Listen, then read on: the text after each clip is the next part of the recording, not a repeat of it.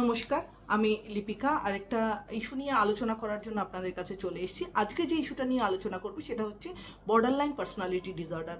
Borderline personality disorder কি? এই ডিসঅর্ডারটা basically কিন্তু ব্যক্তিত্বের সমস্যা। বর্ডারলাইন কথাটার মধ্যেই রয়েছে জাস্ট লাইনটা ক্রস করার আগের স্টেজে রয়েছে, সেই জন্য এই পার্সোনালিটি ডিসঅর্ডারটাকে বলছে বর্ডার লাইন। ব্যক্তিত্বের সমস্যা কিরকম, কি কি সিমটমস দেখে আমরা বুঝবো যে এটা ব্যক্তিত্বের সমস্যা? প্রথমেই যেটা বুঝবো যে এই ধরনের মানুষেরা কিন্তু ভীষণ ইম্পালসিভ হয়, কি ইমোশনাল স্টেবিলিটি এদের একদমই থাকে না। ইমোশনাল স্টেবিলিটি না থাকার দরুন এরা কিন্তু যেহেতু ইম্পালসিভ হয়ে যায়, সেহেতু এদের ভেতরে যুক্তি দিয়ে কোনো কিছু বিচার করে লজিক ইউজ করে কোনো কাজ করা এদের ভেতরে কিন্তু সেই যে ক্যারেক্টারিস্টিক্সটা সেটা কিন্তু থাকে না।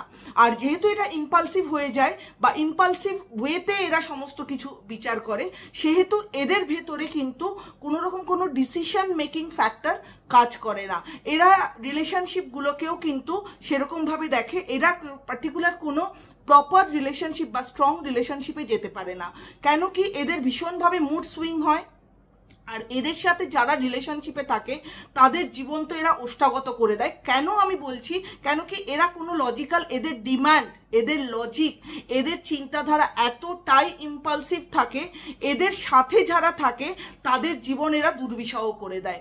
কাজে এদের কে একটাই দেওয়া বা একটাই সাজেশন দেওয়া যে এই ধরনের মানুষগুলোকে কিন্তু আইডেন্টিফাই করতে হবে যখন তারা একদম বর্ডার লাইনটা ক্রস করার আগের মুহূর্তে রয়েছে।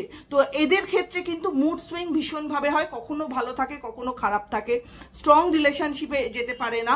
আর যেটা হয়, এরা সেলফ হার্মিং কিন্তু এরা নিজেদেরকে করে। কেন সেলফ হার্মিং করে? এরা এদের যে অ্যাংজাইটিটা, এদের যে ইম্পালসিভনেস, এদের যে কি বলবো আনহ্যাপিনেস, এরা কিন্তু কারোর সাথে শেয়ার করতে পারে না।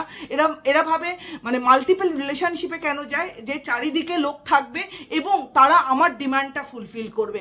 এটা কিন্তু একদিনে হয় না, এটা ছোট থেকেই কিন্তু আপব্রিঙ্গিং যেরকম ডিপেন্ড করে এটার সাথে, জেনেটিক ফ্যাক্টরও কিন্তু এটার সাথে ডিপেন্ড করে। তো এই জিনিসগুলো কিন্তু একটু যদি ক্যারেক্টারিস্টিক্সগুলো কোনো বাচ্চার ভেতরে বা কোনো লোকের ভেতরে যদি আপনি দেখতে পান, সত্তর আমি বলবো তাকে সাজেস্ট করা সাইকোলজিস্টের সাথে বা সাইকিয়াট্রিস্টের সাথে যোগাযোগ করা।